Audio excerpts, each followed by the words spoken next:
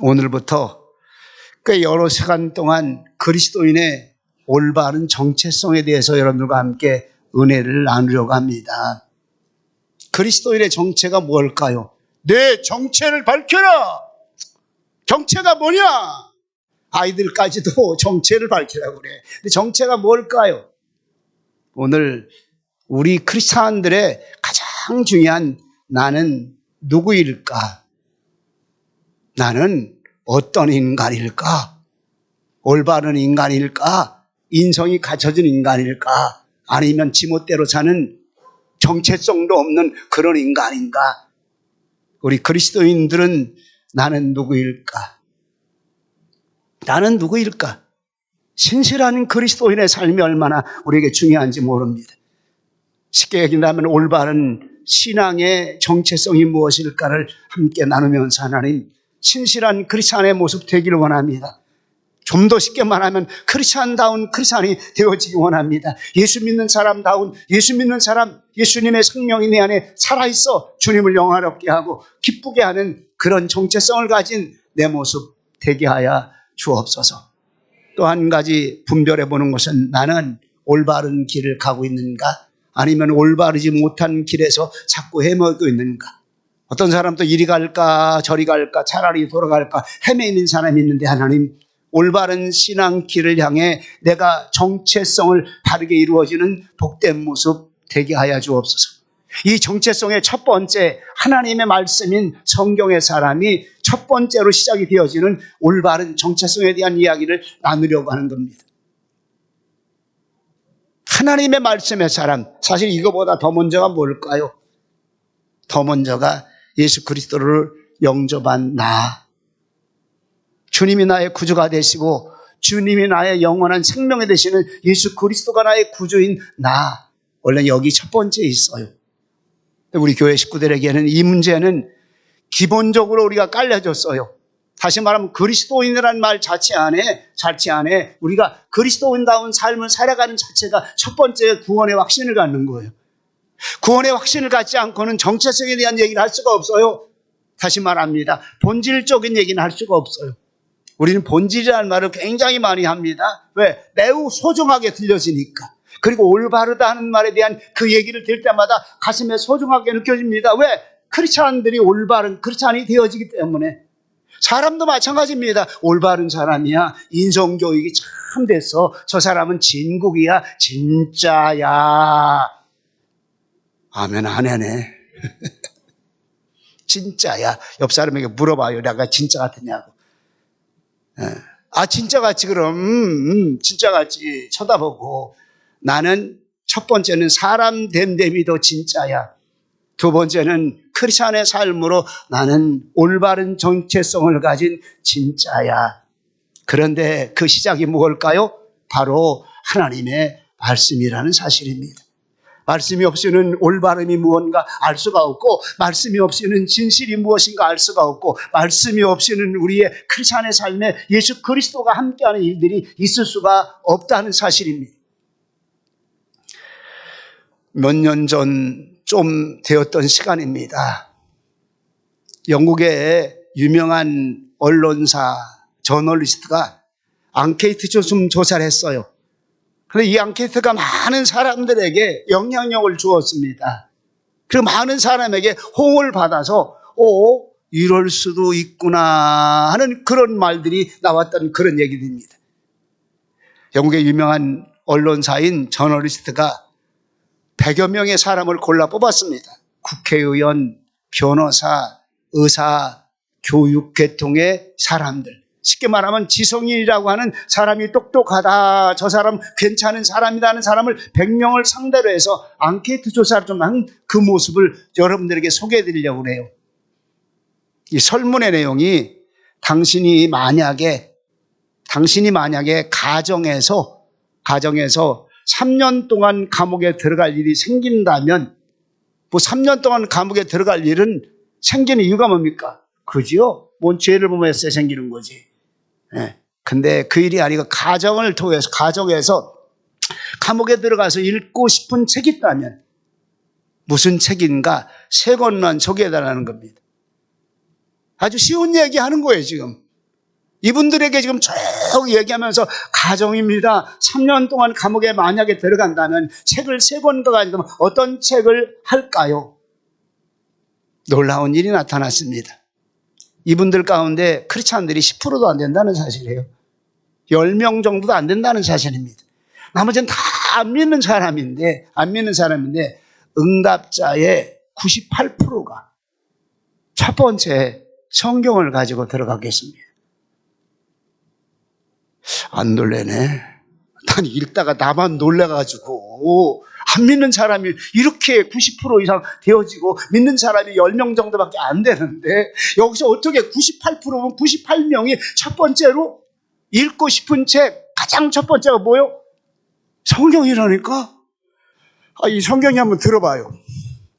이렇게 들어봐요. 귀한 그 말씀 성경입니다. 살아있는 하나님의 말씀 성경입니다. 그럼 우리는 어떨까? 이 질문에 우리 한번 대답해 보시기 바랍니다. 그냥 이렇게 나도 그럼 여기 있었던 사람처럼 성경을 1등으로 가져갈 겁니다. 한번 손 들어보시기 바랍니다. 손 들어요. 그럼 앞으로는 진실한 크리스찬이 되기 위해서 성경을 읽어야 돼요? 안 읽어야 돼요? 그저 이거 얘기하는 거예요 지금. 왜 지성인하고는 저들이 성경을 원했을까요? 아무리 다른 책에서 진리를 찾으려도 찾을 수가 없었고 성경만이 진리였다는 것, 또 영국이라는 나라가 그 당시에 가장 영향력이 많았던 것이 바로 하나님의 복음이었습니다. 해가 지지 않는 나라, 영국이라는 나라는요 성경이 만든 나라라는 사실을 역사적인 계통을 통해서 보여주고 있는데 수많은 사람이 믿지 않는다고 할지라도 교회 가지 않는다고 할지라도 가장 좋은 가장 귀한 것은 뭐하라? 그렇죠, 성경 하나님의 말씀이라. 우리는 어떤 삶을 살까요? 역사 속에 가장 많이 읽혀진 그 앙케이트 조사해 보니까 하나님의 말씀, 성경이 역사 속에 출간이 가장 많이 된 책을 따져봐도 성경입니다. 그리고 고고학을 연구할 때 고고학에 가장 좋은 자료를 주는 것이 성경이고, 문학을 하는 사람은 문학에 가장 고귀한 문학이 가장 많이 드는 것이 성경이고, 그리고 소설을 좋아하는 사람들이 성경 안에서 이 성경의 주제를 가지고 수도 없는 많은 소설을 만들어냈기 때문에 성경은 정치, 경제, 사회 문화 속에 가장 소중한 책이다, 이렇게 평가받고 있는데 저는 그 얘기를 하고 싶은 것이 아니에요. 성경은 왜 소중할까요? 왜 우리 크리스찬들에게 가슴 심령에 심어질 하나님의 말씀이 되어야 될까요? 성경은 하나님의 성령의 감동으로 쓰여진 하나님의 말씀입니다. 하나님의 성령의 감동으로 하나님의 말씀으로 쓰여진, 하나님께서 직접 만드신, 하나님의 성령님이 직접 감동받으신 그 하나님의 말씀이라 이 말입니다. 성경 하면 무엇이 생각납니까? 그리스도 예수님의 복음, 역사의 모든 것 속에서 이 역사를 하나님의 통치하심과 하나님의 사역하심이 나타나고, 저와 여러분들의 인생의 삶 속에서 우리의 인생의 길을 가게 만드시니까 하나님이시고, 인생의 길에 종지부를 찍을 것도 성경이고, 내 인생의 길을 아름답게 갈 길도 성경에 나타나 있고, 밝은 길을 향하여 밝은 빛을 비추는 그 길을 가야 되는 것도 성경에 있고, 쉽게 말합니다. 성경은 하나님의 감동으로 쓰여진 하나님의 말씀, 가장 존귀한 하나님의 말씀. 오늘 우리는 하나님의 말씀을 어떻게 대하느냐가 크리스찬의 본질적인 모습이에요. 우리 기독교에 가장 중요한 지표가 하나 있어요. 성경에 대한 지표입니다. 성경은 정황무한 하나님의 말씀이며, 그리고 예수 그리스도를 구주로 영접하게 하는 가장 귀중한 책이며, 그리고 온 인류에게 구원을 증거하는 하나님의 말씀이라는 것. 정황무한, 오류가 없이 정황무한 하나님의 말씀이라는 것.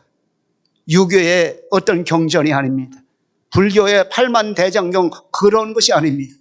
하나님이 직접 말씀하신 정황무한 하나님의 말씀이라는 것.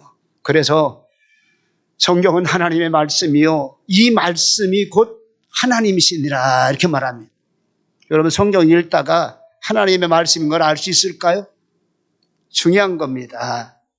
청년 하나가 대학교 정원에서, 공원에서 성경을 열심히 읽고 있어요. 이거 제 얘기가 아니고 다른 목사님 얘기입니다. 자기가 대학생 시절에 성경을 열심히 읽고 있었습니다. 그 중간에 거기다 다 청년들이 많은데 청년 하나가 딱 쳐다보니까 자기 또래 사람이 부지런히 성경 읽는 거예요. 근데 좀 이렇게 티꺼워 보였나 봐. 왜? 저렇게 자신 있게 성경을 벤치에서 앉아서 읽고 있으니까. 그래서 조금 아는 척 좀 하려고 물었답니다.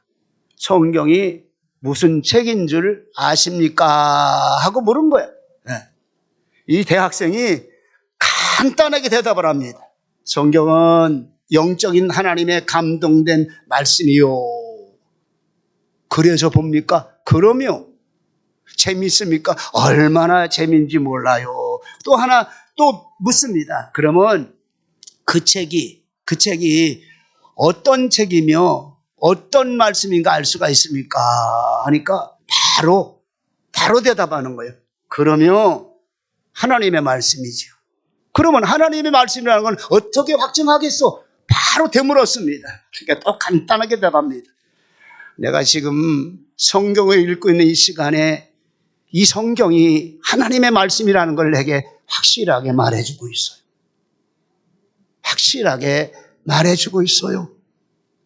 성경을 읽으면서 이 성경만이 하나님의 말씀이라는 걸 왜? 하나님의 성령께서 그 청년을 감동하고 있었어요.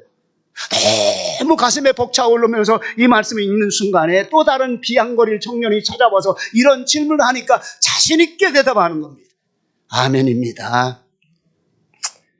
우리는 이 성경의 삶을 어떻게 생각할까요? 기도 중요합니다. 그리고 말씀대로 행하는 거 중요한데 그 밑거름에 그보다 더 먼저 중요한 게 뭘까요? 하나님의 말씀이라는 거. 누가 썼어요? 알아요. 우리 가슴에 심으시기 바랍니다. 하나님의 성령님께서 감화감동시키셔서 쓰게 만드는 하나님의 책. 지구 역사상에 이보다 더 귀한 책은 없고 지구 역사상에 가장 정확하게 구원의 원리를 이렇게 심어놓은 책은 없어요. 어떤 종교에도 없어요. 하나님 그분이 임마누엘 이 땅에 오셔서 우리의 모든 인간의 죄를 위해서 십자가에 달려 돌아가신 거 구약서부터 신약까지 신약에 와서는 그 임마누엘 하나님이 육신의 옷을 입고 누구 때문에? 저와 여러분들의 죄 때문에 십자가에 달려 돌아가시고 그 일을 우리를 구원하시기 위한 하나님의 구속사역이라. 이런 글이 구원에 대한 메시지를 주는 글이 저들에게는 없어요. 우리는 분명히 알아야 됩니다. 오늘 우리는 왜 하나님의 말씀이 우리 크리스찬들에게 가장 소중한 것인가? 여기에서 중요한 게 나타나요. 구원의 길이 성경을 통해서 열렸습니다. 구원의 길이 하나님의 말씀을 통해서 열려지고 그리고 구원의 길이 저와 여러분들을 말씀을 통해서 하나님의 부르심이 있었고 그 하나님의 말씀을 통해서 우리가 어떻게 삶을 살아야 될 것이라는 이 일들 하나하나가 어디서 나옵니까? 하나님의 말씀. 모든 성경은 하나님의 감동으로 된 것으로. 하나님의 감동을 했어요. 감동된 것으로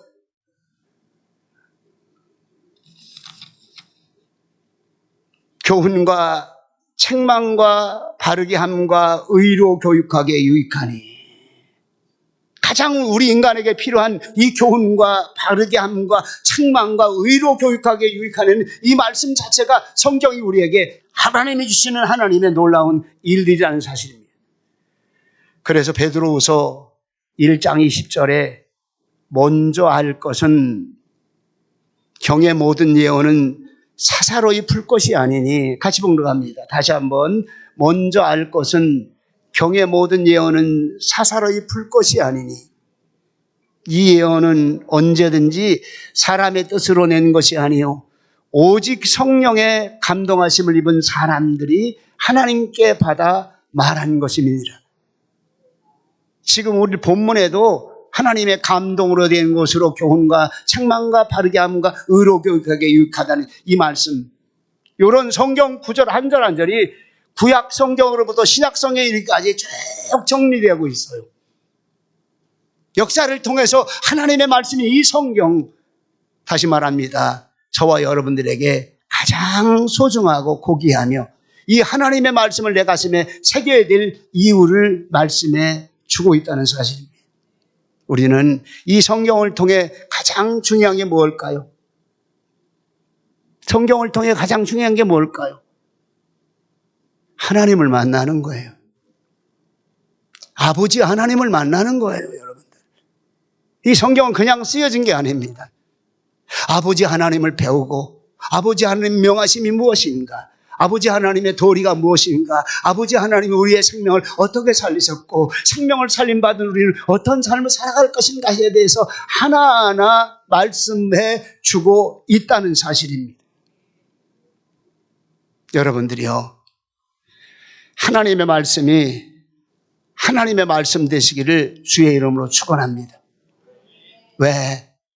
왜 하나님의 말씀이 되어질 때서야 우리가 하나님의 자녀됨의 인식을 바르게 알기 때문에. 여러분, 성경이 얼마나 귀중하고 재미있을까? 성경이 내 안에 재미있고 내 삶에 은혜 받고 내 삶 속에 가장 존귀해지려면 성경을 읽는 방법에 대한 거 하나만 잘 알면 돼요. 이거 하나만. 어떻게 하면 성경을 잘 읽을까? 암송 잘하면 또 반복하고 또 반복해서 누적시키고 또 반복하고 반복해서. 가장 중요한 일을 이렇게 말하더라고요. 성경을 마음에 두고 항상 읽고 그 성경의 은혜대로 살고 싶으면 첫 번째로 하나님을 사랑하라. 하나님을 사랑하라. 마음과 뜻을 다하여 주 너희 하나님을 사랑하고. 그러면 이렇게 또 질문해요. 하나님을 사랑하는 것이 무엇일까? 대답해봐요. 하나님을 사랑하는 게 뭘까? 성경은 곧 말씀이니라. 하나님은 곧 말씀이니라. 다시 말합니다. 성경을 사랑하십시오. 안 사랑해도 자꾸 하나님 성경을 사랑하게 하시옵소서. 고린도서 13장에 가장 좋은 은사를 너희가 구하라고 그랬어요. 가장 좋은 은사. 그게 무슨 은사라고 그랬어요? 무슨 은사라고 그랬어요? 그렇지, 사랑의 은사요. 성경을 사랑하려면 뭘 하면 될까? 답이 나와 있잖아요. 네. 성경을 사랑하려면 뭐 하면 될까? 안 사랑스러워. 왜 우리 목사님이 자꾸 암송시키고 나도 힘들어. 근데 나도 힘든데 근데 왜 이걸 자꾸 이럴까? 중요해요, 여러분들. 하나님을 사랑하기 때문에, 성경을 사랑하기 때문에 성경이 우리 삶 속에 가장 존귀한 말씀이 된다는 사실입니다. 여러분들이요, 이것과 함께 여러분들에게 몇 가지를 제가 말씀드리면서 오늘 하나님을 만나기를 원합니다. 하나님을 만나기 원합니다. 어디 가서 성경을 통해서 어떻게 하나님의 성령님의 인도하심을 통해서 다 하나님이 하시는 거예요. 성자 예수님은 말씀으로 오셨고 성령 하나님은 우리를 말씀 가운데 인도하시고 알게 하고 깨닫게 하시며 성령 하나님의 말씀으로 인도하시는 성령 하나님, 그 하나님은 말씀의 주제이신 하나님의 말씀 대신 그 삶들을 이루어지게 만들고 있습니다. 그래서 하나님을 만나는 비결 첫 번째는 성경을 사랑하라. 하나님을 사랑하라. 같이 또 얘기하면 주님 사랑해라. 주님 사랑이란 말과 동시에 뭘 사랑해야 돼요? 그렇죠, 말씀을 사랑하는 거예요. 하나님 사랑이라는 이것과 함께 내 마음속에 심어지는 게 뭘까요? 말씀을 사랑하는 거예요. 그럼 이 말씀을 통해서 어떻게 하나님과 만남의 비결이 있을까? 하나는 목사가 하기 좋은 얘기는 아닙니다. 그런데 오늘 이 시간에 전달되어지는 메시지를 통해서 하나님의 음성을 꼭 들으시기를 축원합니다. 목사가 여러분들에게 말씀드리는 거 제가 똑똑하기 때문에 목사 된 거 아니에요?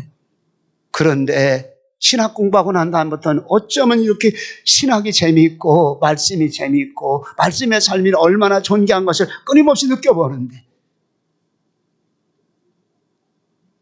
플라톤이라고 하는 세계의 가장 유명한 철학자, 철학의 아버지라고 하면 칸트라고 말합니다. 철학의 시조요, 할아버지라고 하면 소크라테스를 말해요. 소크라테스의 제자 중에 하나가 플라톤이고 또 한 사람이 아리스토텔레스입니다. 이 플라톤이 교육학을 정립해가지고 많은 제자들을 양성합니다.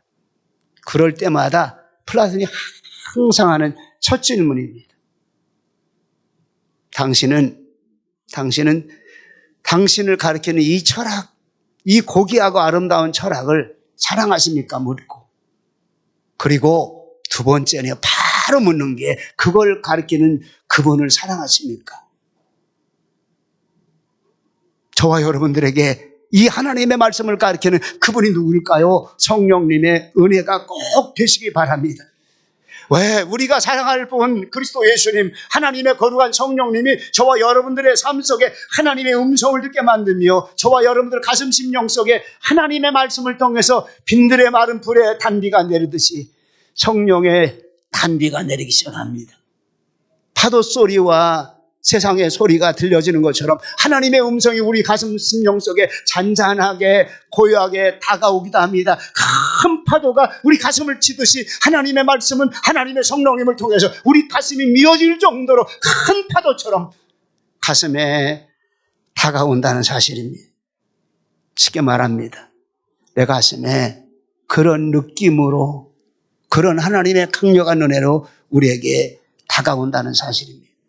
그래서 그 음성이 하나님의 생명이시로구나. 이 음성이 나를 향한 하나님의 메시지로구나. 이 음성이 나를 향한 하나님만을 따라가는 나의 삶의 길을 열어주시는 하나님의 음성이구나. 그래서 두 번째는 그 말씀이 운동력이 있다는 사실을 믿으시기 바랍니다. 하나님의 말씀은 영적 운동력이 있다는 사실입니다. 히브리서 4장 12절에 같이 봉독합니다. 하나님의 말씀은 살았고 운동력이 있어 좌우의 날선 어떤 것보다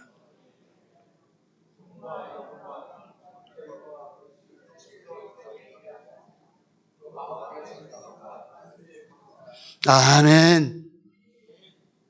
방금 전에 제가 드린 말씀이 있어요. 하나님의 음성을 들으시라고. 하나님의 음성은 누가 듣게 할까요? 하나님의 성령께서 들으시게 합니다.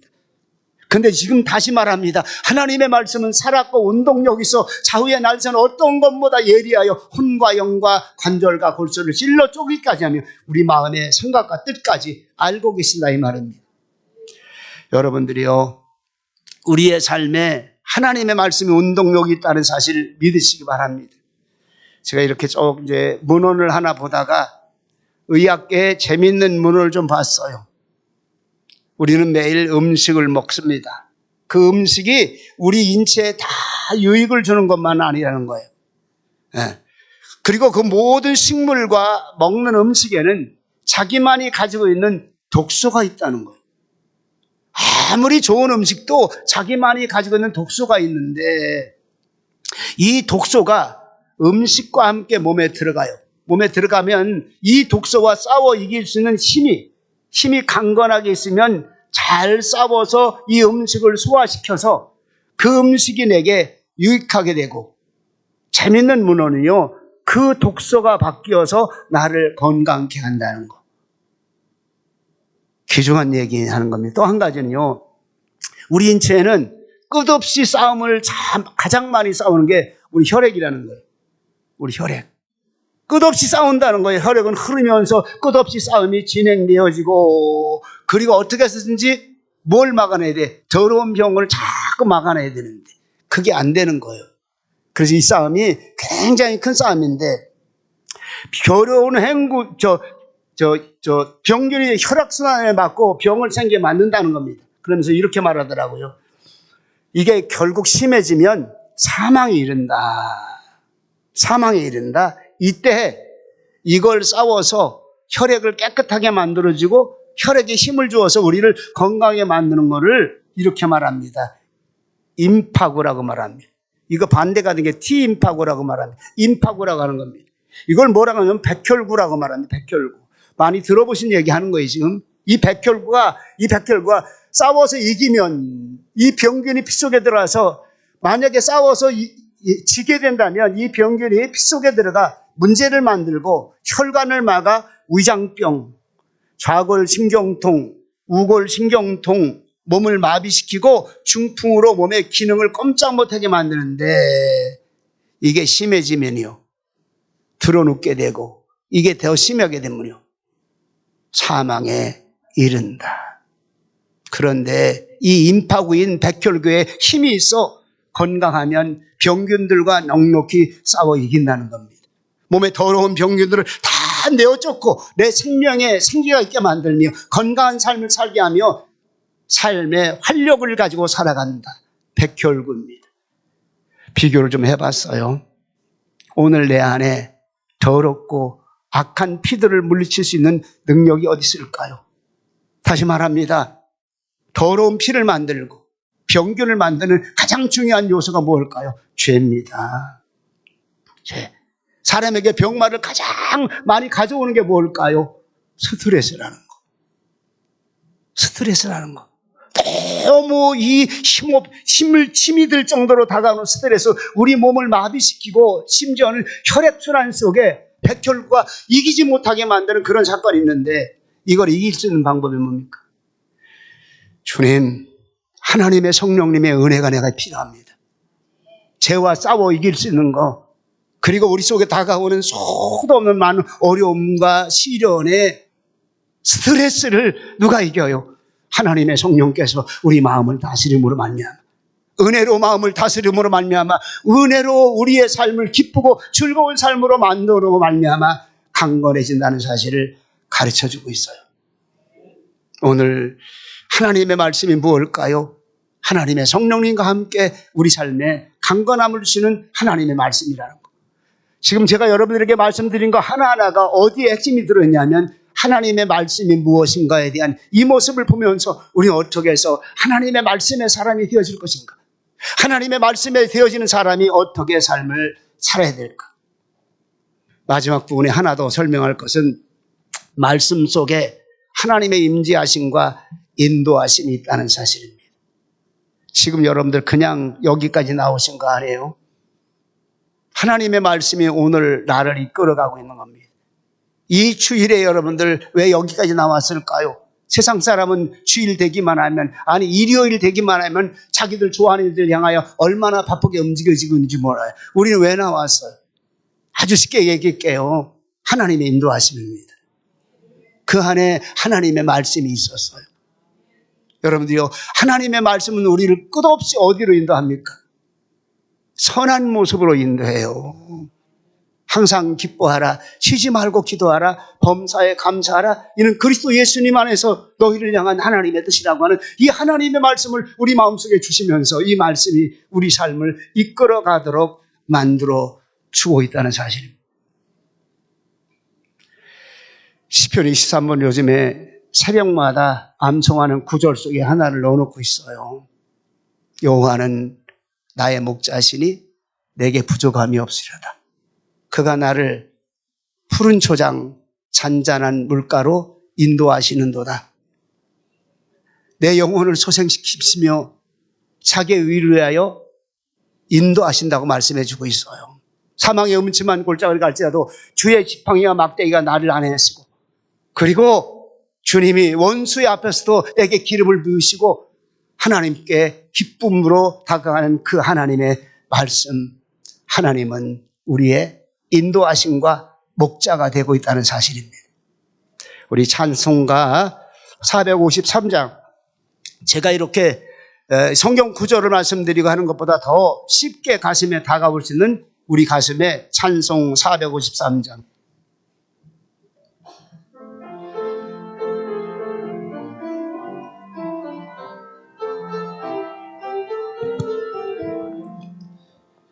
주는 나를 기르시는 목자요, 나는 주님의 귀한 어린 양.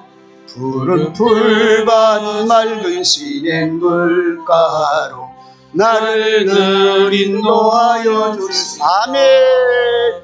주는 나의 좋은 목자, 나는 그의 어린 양. 저를 따라 꼴을 먹여주시니 내게 부족함 전혀 없소. 2절, 예쁜 새들 노래하는 아침과 노을 비키는 고나모래 사랑하는 나의 목자 음성이 나를 언제나 불러주시네. 아멘. 주는 나의 좋은 목자 나는 그의 어린 양 저를 따라 꼴을 먹여주시니 내게 부족한 전혀 없소라. 3절 못된 짐승 나를 잊지 못하고 거친 비바람 삼지 못하리. 나의 주님 강한 손을 펼치사 나를 주야로 인도하시네. 주는 나의 좋은 목자 나는 그의 어린 양 저를 따라 꼴을 먹여주시니 내게 부족함 전혀 없어라. 제가 이 구절에다가 각색해가면서 여러분들에게 고백하고 말씀을 마치려고 합니다. 이 말씀 속에 성령의 감동하심의 역사와 나를 푸른 초장 잔잔한 물가로 인도하심이 나타납니다. 내용을 말씀 속에 은혜로 평안한 가운데 인도하시고 말씀 속에 내용이 부족하지 않도록 채워주시며 나의 목자이신 주님이 언제나 보호하시는데 주의 지팡이와 막대기가 나를 안위하시고 나를 마음과 몸을 평안케 하시며 위로하신 하나님의 전에 거하는 나의 삶, 주의 말씀 따라 인도함을 받는 나의 삶, 저와 여러분들이 되시기를 주의 이름으로 축원합니다.